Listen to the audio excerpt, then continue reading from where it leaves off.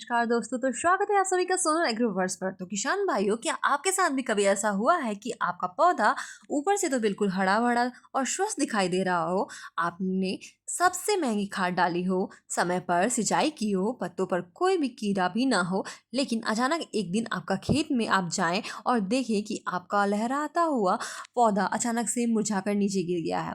आप घबरा जाते हैं, आप पत्तों पर महंगी से महंगी कीटनाशक दवाइयों का स्प्रे करते हैं और आप ऊपर से फफूंदनाशक डालते हैं, लेकिन अगले दिन आप देखते हैं कि एक पौधे से शुरू होकर ये बीमारी आपके पूरे खेत में फैल जाती है और आपकी मेहनत, महीनों की मेहनत चंद दिनों में ही पूरी की पूरी सूख कर राख हो जाती है। तो आप सोचते हैं कि ये कौन सी जादुई कीड़ा है जो दिखाई नहीं दे रहा है, लेकिन सच्चाई कुछ और ही है। किसान भाइयों, सच्चाई ये है कि आप अपने दुश्मन को आसमान में, हवा में और पत्तों पर ढूंढ रहे हैं, जबकि आपका असली और सबसे खूंखार हत्यारा आपके पैरों के ठीक नीचे, आपकी जमीन के अंदर, आपकी मिट्टी में छुपा बैठा है। जी हाँ किसान भाइयों, आज हम बात कर रहे हैं उन अदृश्य और खामोश बीमारियों की जिन्हें कृषि विज्ञान में मिट्टी जनित रोग यानी कि सॉइल बर्न डिजीज कहा जाता है। तो ये वो भयानक फंगस और परजीवी हैं जो कि सालों साल हमारी मिट्टी के अंदर जिंदा रहते हैं और जैसे कि हम कोई नई फसल बोते हैं तो सीधा पौधे के जड़ों पर हमला करके पौधे को खून पी जाते हैं। और जरगलन, कॉरर रूट और उकटा रोग यानी कि विल्ट और नेमाटोड्स में ये मिट्टी के वो कैंसर हैं जिनका अगर समय रहते इलाज ना किया जाए तो ये रातों रात पूरे खेत को शमशान बना सकती है। तो आखिर हमारी उपजाऊ मिट्टी के अंदर ये जहर कैसे पैदा होता है? वो कौन सी भयानक बीमारियां हैं जो जमीन के अंदर से आती है? और सबसे बड़ा सवाल, बिना जमीन खोदे हम कैसे पहचाने कि हमारी मिट्टी बीमार है? तो नमस्कार किसान भाइयों, तो स्वागत है आप सभी का सोनल एग्रोवर्स यूट्यूब चैनल की एक और बिल्कुल नई और सबसे रहस्यमयी और आंखें खोल देने वाली ऐतिहासिक मास्टर क्लास में। आज के इस महा एपिसोड में हम हवा में उड़ने वाली बीमारियों की नहीं बल्कि पाताल में छिपे हुए खेती के सबसे बड़े दुश्मनों की बात करेंगे। तो आज हम मिट्टी से होने वाले हर एक रोग का पूरा वैज्ञानिक पोस्टमार्टम करेंगे। हम जानेंगे कि उकटा रोग और जड़गलन में क्या अंतर है, नेमाटोड जड़ों में कैसी गांठें बनाता है, और सबसे जरूरी बात, अपनी मिट्टी को इन भयंकर बीमारियों से हमेशा के लिए मुक्त करने की सबसे अचूक, सस्ती और हाईटेक रासायनिक और जैविक विधि क्या है। आज का यह वीडियो आपकी खेती की नींव को मजबूत कर देगा, इसलिए बिना एक भी सेकंड छोड़े इस वीडियो को अंत तक बिल्कुल ध्यान से सुनिएगा। तो आइए सबसे पहले इस गहरे विज्ञान को समझते हैं कि आखिर यह मिट्टी जनित रोग होते क्या है और ये हमारी मिट्टी में आते कहाँ से हैं। किसान भाइयों, हमारी मिट्टी सिर्फ धूल और मिट्टी के कण नहीं, बल्कि हमारी मिट्टी जमीन के अंदर एक पूरी की पूरी दुनिया बसी हुई है। तो इस मिट्टी में करोड़ों के करोड़ों सूक्ष्म जीव रहते हैं और जिसमें से कुछ हमारे दोस्त होते हैं, जैसे केचुए, ट्राइकोडर्मा, जो पौधे को भोजन देते हैं, लेकिन इसी मिट्टी के अंदर कुछ बहुत ही खतरनाक और जानलेवा फंगस और परजीवी भी छुपे हुए होते हैं, जैसे कि फ्यूजेरियम, पीथियम और राइजोक्टोनिया और नेमेटोड। तो जब हम लगातार एक ही खेत में बार बार एक ही तरह के फसल बोते हैं तो ये खतरनाक फंगस मिट्टी के अंदर अपनी आबादी लाखों करोड़ों में कर लेते हैं। ये मिट्टी के अंदर सालों तक बिना किसी भोजन के सिर्फ एक बीज के रूप में सोए रहते हैं, और जैसे ही आप नए बीज बोते हैं, खेत में पानी लगाते हैं, नमी पाते ही ये फंगस वापस जाग जाते हैं और सीधा आपके पौधे पर के जड़ों पर के अंदर चला जाते हैं और वहाँ से सारा न्यूट्रिएंट, सारा जो पोषक तत्व है वो चुराना शुरू कर देते हैं। तो आइए अब हम एक एक करके मिट्टी से होने वाले इन चारों सबसे बड़े जानलेवा रोगों को पहचान कर उनके काम करने का तरीका समझते हैं। तो पहला और सबसे भयंकर रोग है उकटा रोग, जिसे कृषि विज्ञान में विल्ट कहा जाता है। तो चना, अरहर, टमाटर और मिर्च के केला और तरबूज की खेती करने वाले किसानों के लिए ये उकटा रोग साक्षात काल है। यह बीमारी फ्यूजेरियम नाम की एक बहुत ही जिद्दी फंगस से फैलती है। तो इसकी पहचान कैसे करें? तो किसान भाइयों, जब यह फ्यूजेरियम फंगस मिट्टी से पौधे की जड़ों में घुसती है तो यह पौधे की उन नसों को पूरी तरह से चोक कर देती है, यानी कि ब्लॉक कर देती है, जो नसें जमीन से पानी और भोजन खींचकर पत्तियों तक ले जाते हैं। तो विज्ञान में इन नसों को जाइलम कहा जाता है। जब पौधे की नसें ही बंद हो गई तो पौधे को पानी मिलना बंद हो जाता है। आप चाहे खेत में कितना भी पानी भर दें, पौधे पानी नहीं पी पाता है। इसका सबसे बड़ा लक्षण यह है कि पौधा बिल्कुल हरा भरा रहता है, लेकिन वो अचानक से ऊपर से नीचे की तरफ मुरझा कर लटक जाता है, जैसे किसी ने उसे उबले हुए पानी में डाल दिया हो। अगर आप उस मुरझाए हुए पौधे को जड़ से उखाड़ कर उसके तने को बीच से चीर कर देखेंगे तो अंदर के से तना बिल्कुल काले या फिर पूरे रंग का दिखाई देगा। तो यही उकटा रोग में सबसे पक्की पहचान है। तो एक बार पौधे मुरझा गया तो दुनिया का कोई भी दवाई वापस उसको हरा भरा नहीं कर सकता है। तो सबसे बड़ा खतरनाक रोग ये है डैम्पिंग ऑफ या नर्सरी की जड़ गलन। तो टमाटर, बैगन, मिर्च, गोभी और प्याज की नर्सरी तैयार करने वाले किसान इस बीमारी से बहुत ज़्यादा ही रोते हैं। तो यह पीथियम नाम का फंगस से आती है। तो इसकी पहचान यह है कि जब आप नर्सरी में बीज डालते हैं और बीज अंकुरित होकर छोटा सा पौधा बनाता है और वो पौधा अचानक से जमीन की सतह पर के पास, यानी कि जहाँ से वह मिट्टी से जुड़ा है वहाँ से गल कर गिर जाता है। तने का वो हिस्सा जो एकदम से पतला धागे जैसा हो जाता है और पानी में भीगा हुआ फूड़ा दिखाई देता है। तो किसान सोचता है कि शायद ज़्यादा पानी लग गया है, लेकिन असल में वो फंगस उस छोटे से पौधे का तना खा चुकी होती है। ये बीमारी रातों रात पूरी क्यारी को साफ कर देती है। तीसरा जानलेवा रोग है कॉलर रॉट, यानी कि जरगलन, यानी रूट रॉट। मूंगफली, सोयाबीन, पपीता और सेब के बागानों में यह बीमारियां सबसे भयंकर तबाही मचाती है। इसकी पक्की पहचान है तने के रंग से होती है। तो किसान भाइयों, कॉलर रॉट का मतलब है पौधे का वह हिस्सा जहां जमीन की हवा आपस में मिलती है, यानी कि जमीन की बिल्कुल ऊपरी सतह। इस बीमारी में पौधे का तना ठीक जमीन के नीचे सतह के पास काले पड़ने लगते हैं और उसकी झाल सड़ने लगती है। अगर आप पौधे को हल्का सा खींचेंगे तो वो बहुत ही आसानी से टूट कर आपके हाथों में आ जाएगा और उसकी जड़ें जमीन में ही रह जाएंगी। तो जड़ों को खोद कर देखेंगे तो बिल्कुल काली और सड़ी हुई मिलेंगी। उसमें बहुत तेज बदबू आती होती है और जब भी जड़ खत्म भी हो जाता है तो भी पौधा पूरी तरह से सूख कर मर जाता है। तो चौथा और सबसे खामोश हत्यारा है नेमाटोड्स, जिसे हम सूत्रकनिका कहते हैं। तो अमरूद, अनार, शिमला मिर्च, खीरा और पॉली हाउस में खेती करने वाले किसानों के लिए नेमाटोड सबसे बड़ी फिक्र है। किसान भाइयों, नेमाटोड कोई फंगस नहीं, यह मिट्टी के अंदर रहने वाला एक बहुत ही बारीक, पारदर्शी और धागे जैसा कीड़ा है जिसे नंगी आंख से नहीं देखा जा सकता है। इसकी पहचान सबसे अलग है और जब नेमाटोड खेत में आता है तो पौधा एकदम से नहीं मरता है, पौधे का विकास रुक जाता है, फसलें पीली पड़ने लगती है और फूल भाल बहुत ही कम आते हैं। तो किसान सोचता है कि शायद खाद की कमी है, लेकिन जब आपको कमजोर पौधे को जड़ से हेतु खाते हैं तो उसकी जड़ों को खोद कर ध्यान से देखते हैं तो आपको उसकी जड़ों के अंदर मोटी मोटी गांठें दिखाई देती है। ऐसा लगता है कि जैसे किसी ने जड़ों में मोटे मोटे मोती गिरा दिए हैं।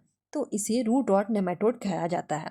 यह नेमाटोड जड़ों के अंदर घुसकर अपना घर बना लेते हैं और पौधे का सारा रस पीते रहते हैं। इन गांठों के कारण जड़ें जमीन से भोजन नहीं उठा पाती है और पौधा कुपोषण का शिकार होकर धीरे धीरे मर जाता है। किसान भाइयों, अब हमने मिट्टी के अंदर छिपे हुए इन चार खूंखार और दुश्मनों की पूरी पहचान कर ली है। हम समझ में आ गया है हमें कि हमारी मिट्टी बीमार क्यों होती रही है। तो आपके एग्रोवर्स चैनल आपको बताएगा कि अपनी मिट्टी को इन भयंकर बीमारियों से हमेशा के लिए मुक्त करने के लिए सबसे आधुनिक, अचूक और वैज्ञानिक रचना। तो चूंकि ये बीमारियां मिट्टी के अंदर होती है, इसलिए ऊपर पत्तों पर स्प्रे करने से कोई ज़्यादा फायदा नहीं होता है। इसका इलाज हम जड़ें और मिट्टी में रह ही करना होगा। तो इस इलाज को हम दो हिस्सों में करेंगे। पहला है प्राकृतिक और जैविक नियंत्रण और दूसरा है एडवांस रासायनिक नियंत्रण। तो पहला और सबसे जरूरी कदम है प्राकृतिक और जैविक नियंत्रण। तो मिट्टी की बीमारी को रोकने का सबसे पक्का इलाज है प्राकृतिक के पास ही है। तो उपाय नंबर 1 है गर्मी की बाहरी जुताई, जिसे सॉइल सोलराइजेशन कहते हैं। तो किसान भाइयों, मई और जून के महीने में जब भयंकर गर्मी पड़ रही होती है तो खेत खाली होता है, तब आप खेत की गहराई से जुताई कर सकते हैं, उसमें खुली धूप में छोड़ दें और सूर्य की चमकती धूप और अल्ट्रावायलेट किरणें जब मिट्टी के अंदर सो रही वो एक खतरनाक फंगस और निमेटोड के अंडों को पूरी तरह से मिलती है तो उसे झुलसा देती है और भस्म कर देती है। इसे मिट्टी का प्राकृतिक शुद्धिकरण भी कहा जाता है। तो उपाय नंबर 2 है फसल चक्र प्रणाली। अगर आपके खेत में टमाटर चने में उकटा रोग आ गया है तो अगले साल भूलकर भी उस खेत में वापस टमाटर या चना ना बोएं।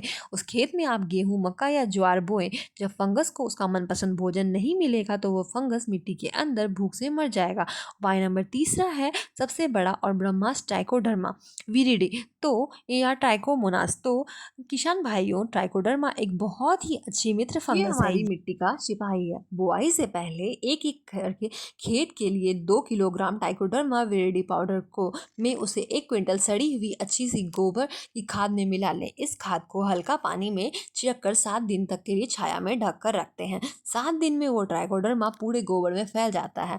अब जब बुआई से ठीक पहले इस खाद को पूरे खेत में मिट्टी में बिखेर दें। जैसे ही ये ट्राइकोडर्मा मिट्टी में जाएगा एक शिकारी की तरह काम करेगा। तो ये शिकारी की तरह तो काम करेगा ही, तो ये मिट्टी में छिपी हुई उकटा रोग और जड़ गलन फैलाने वाली खतरनाक फंगस को ढूंढ ढूंढ कर खा जाएगा और ये नेमेटोड के अंदर अंडों को भी मार देगा। और अगर आप जैविक तरीके से मिट्टी को साफ करना चाहते हैं तो ट्राइकोडर्मा से बड़ी कोई दवाई दुनिया में नहीं है। बुआई नंबर 4 है और बीज बोथन यानी कि सीडिंग। खेत में बीज बोने से पहले बीज को हमेशा दवाई से नहलाकर ही बोएं।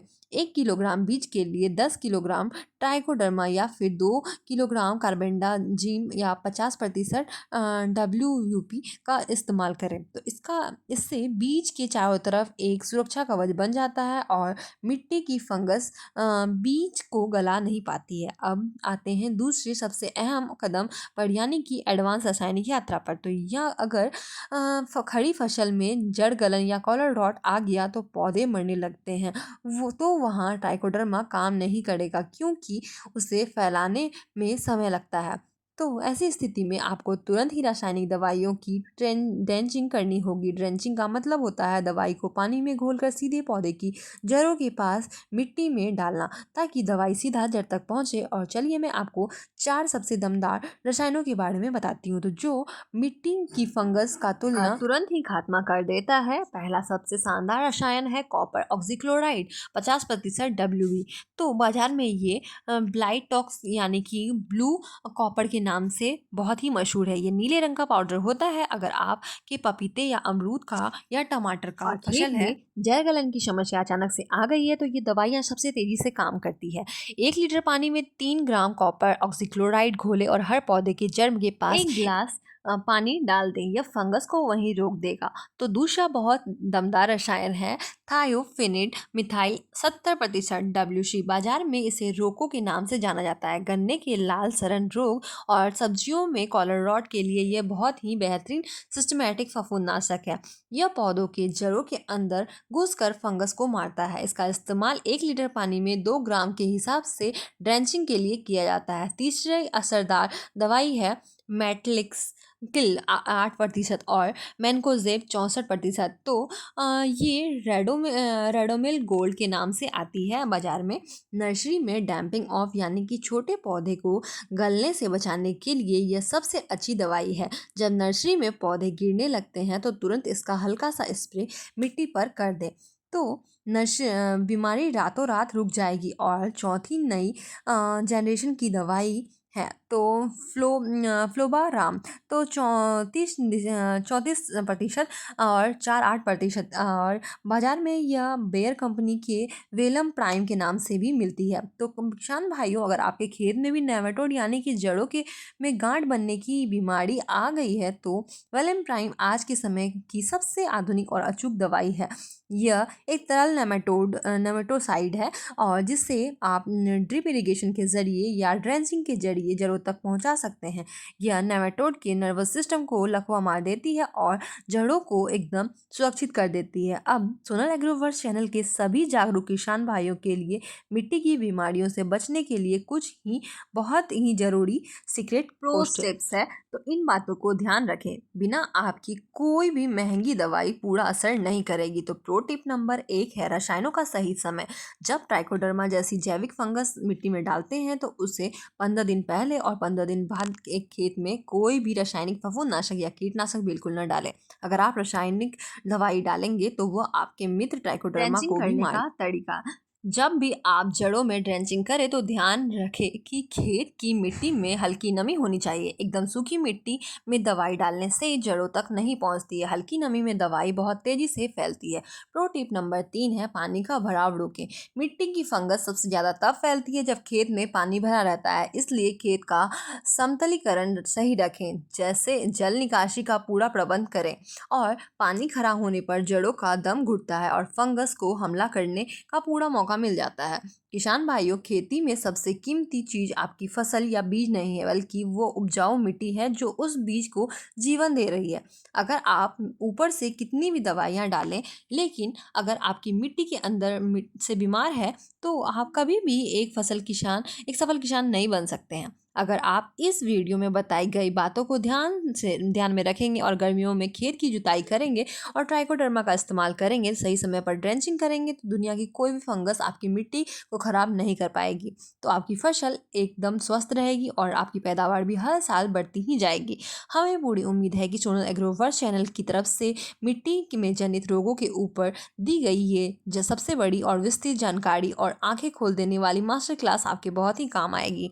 हमने पूरी कोशिश की है मिट्टी के अंदर छुपे इस खामोश दुश्मन का कोई भी बड़ा रहस्य आपसे छुपा ना रहे, और खेती को स्मार्ट, वैज्ञानिक और मुनाफे का सौदा बनाने के लिए ऐसे ही अद्भुत जानकारी सबसे पहले पाने के लिए अपने ही यूट्यूब चैनल सोनल एग्रोवर्स को अभी के अभी सब्सक्राइब करना ना भूले। साथ ही अगर आप हमारे चैनल पर नए हैं तो बेल आइकन प्रेस कर ले। और हाँ, ताकि हमारी हर नई दमदार और एडवांस जानकारी वाली मास्टर क्लास वाली वीडियो आप तक सीधे और सबसे पहले आपके मोबाइल पर पहुंच सके। मिलते हैं अगले वीडियो में खेती बाड़ी से जुड़ी एक और नई शानदार, आंखें खोल देने वाली जानकारी के साथ। तो तब तक के लिए अलविदा। अपनी खेत, अपनी मिट्टी और अपनी फसल को बेहतर बना